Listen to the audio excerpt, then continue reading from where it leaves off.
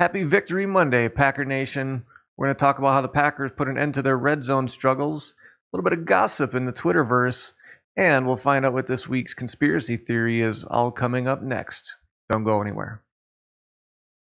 Audio Jungle.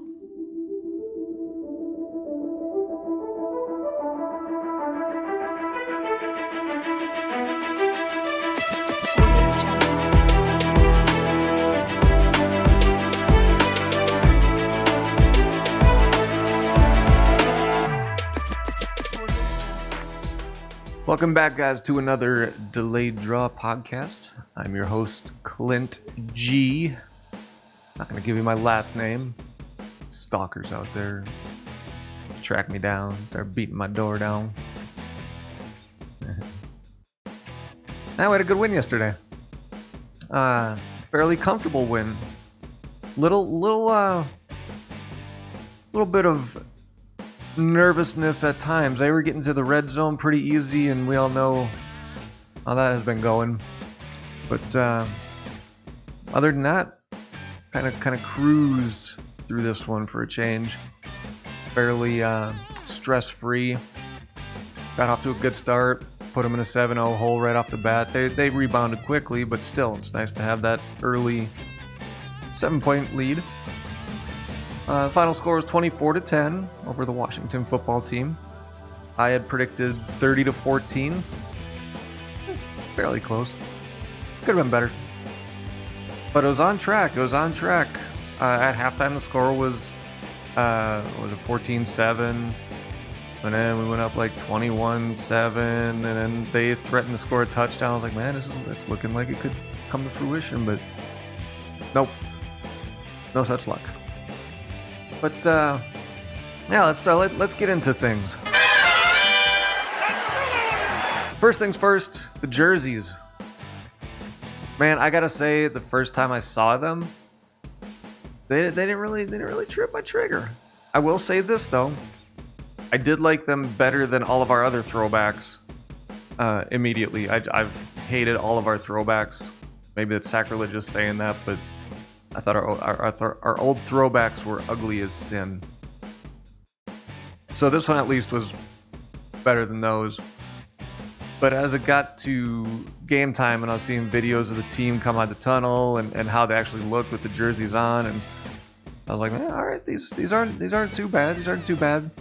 I know they're throwbacks, so they're really not supposed to be like the next coming of the Packers jersey. But if it were, I'd like to see a little extra trim on it.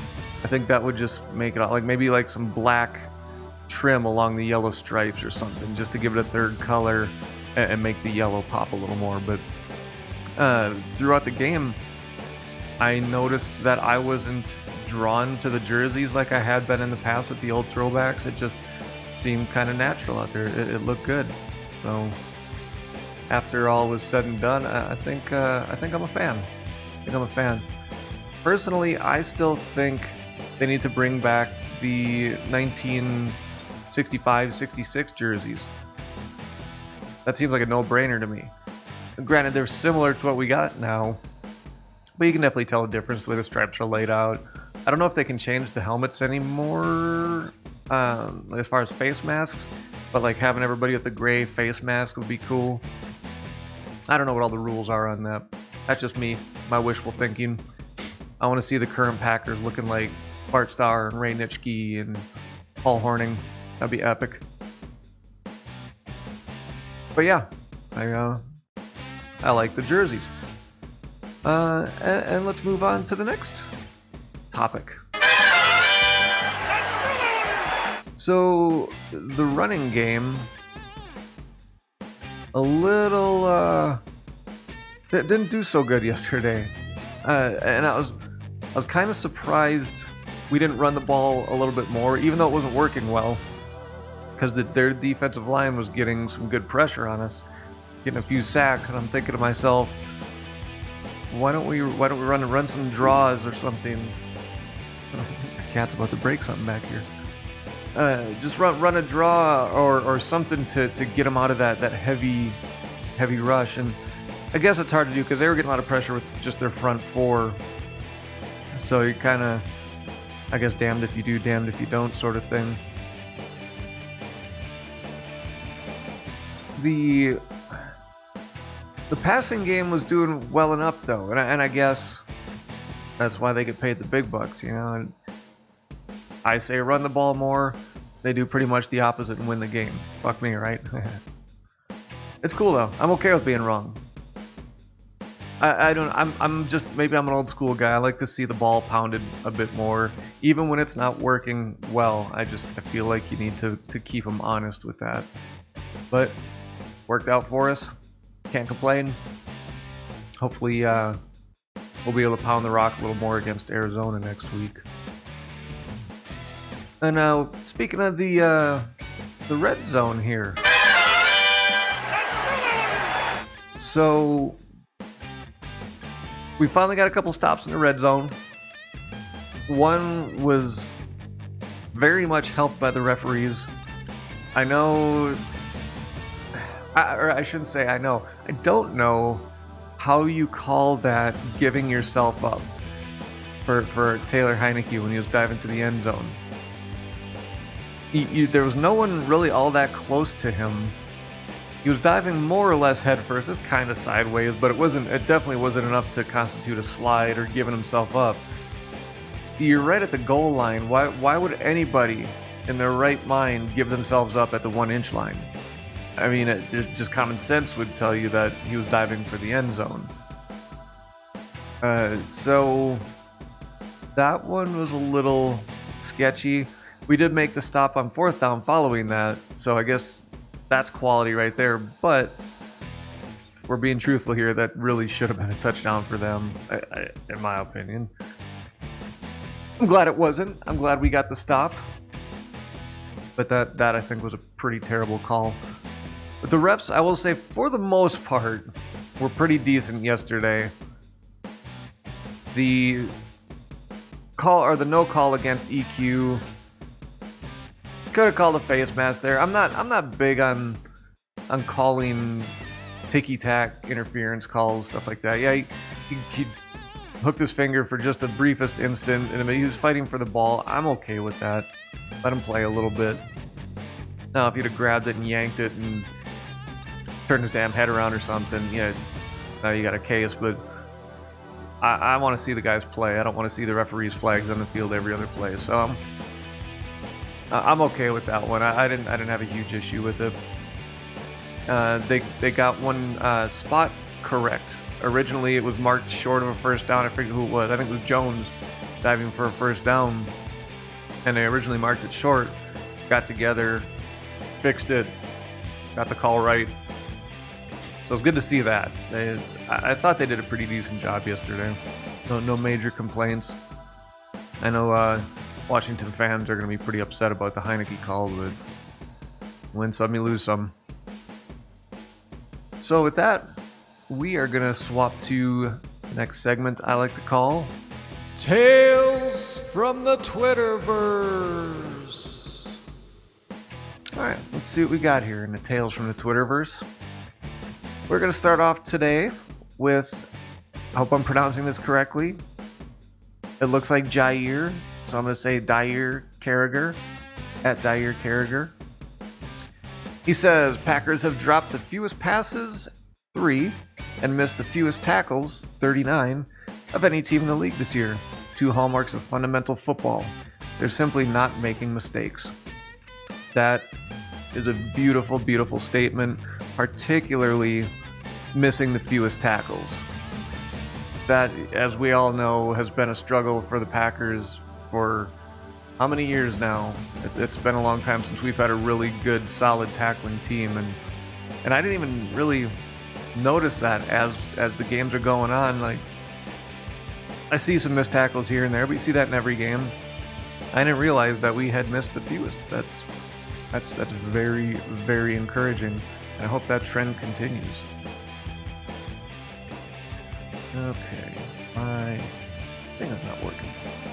Let's get the next one up here.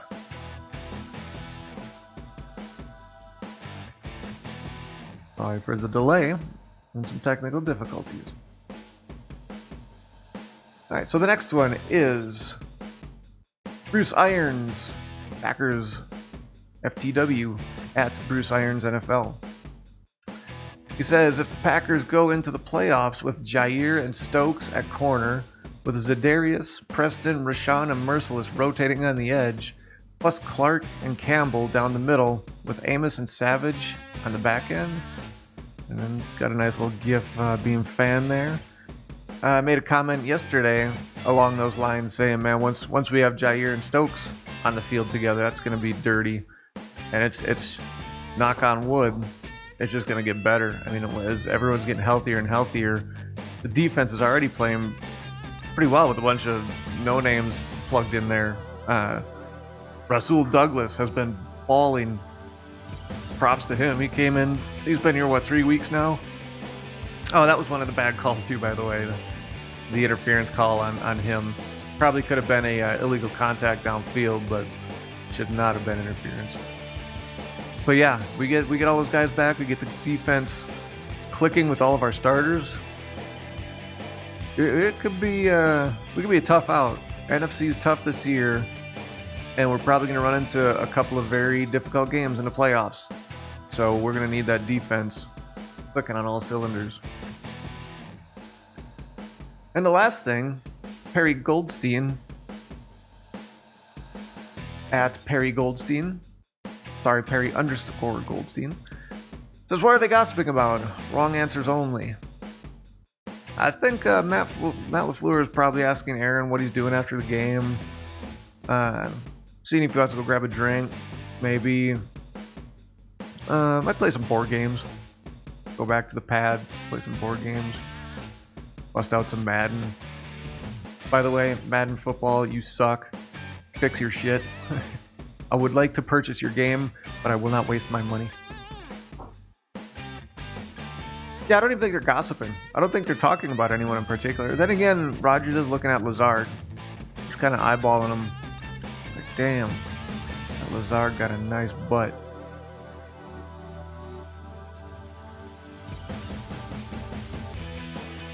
So we talked a little bit about referees. Let's get into our Green Bay Packers conspiracy theories.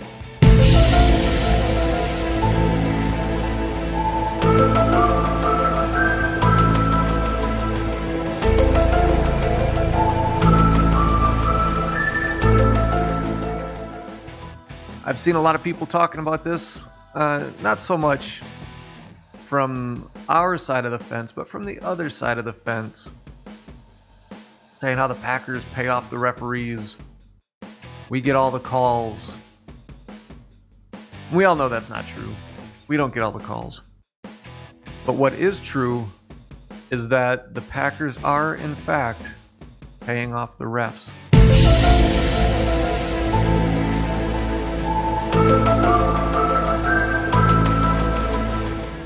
That's right. We're paying them off. But we're making sure when we do it that we do not get all the calls. That's way too obvious. Like if we went through a game and the other team had like 15 bad calls and we had 0, pretty obvious, right? So got to make sure they're swinging both ways a little bit. Got to keep it on the DL, make sure it's not too obvious that we're feeding them a little, you know. The question is, so we've been doing this for years. The problem is, we get down the line towards the Super Bowl, that's where all the big money is. So teams like Tampa Bay, they're just paying them more. We don't have the cap space for it. We give them just enough to get us to the NFC Championship game, and then we shit all over ourselves. But yeah, that's it. That's our conspiracy for the week. We're paying off the refs. You heard it here. There you go, Bears fans. There you go, rest of the NFL. We admitted it. What are you going to do about it? Guys, that's it for today. Another great win, man. Good to see us trucking along. Big challenge next week. We got to play Arizona in Arizona. Undefeated Arizona. You guys are going to hate me, but you're also going to love me.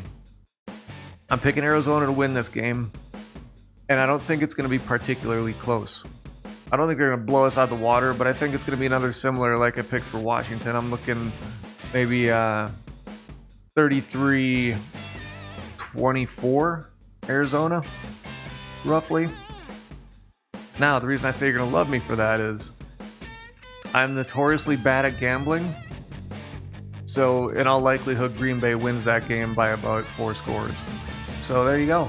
You're welcome, Packer Nation.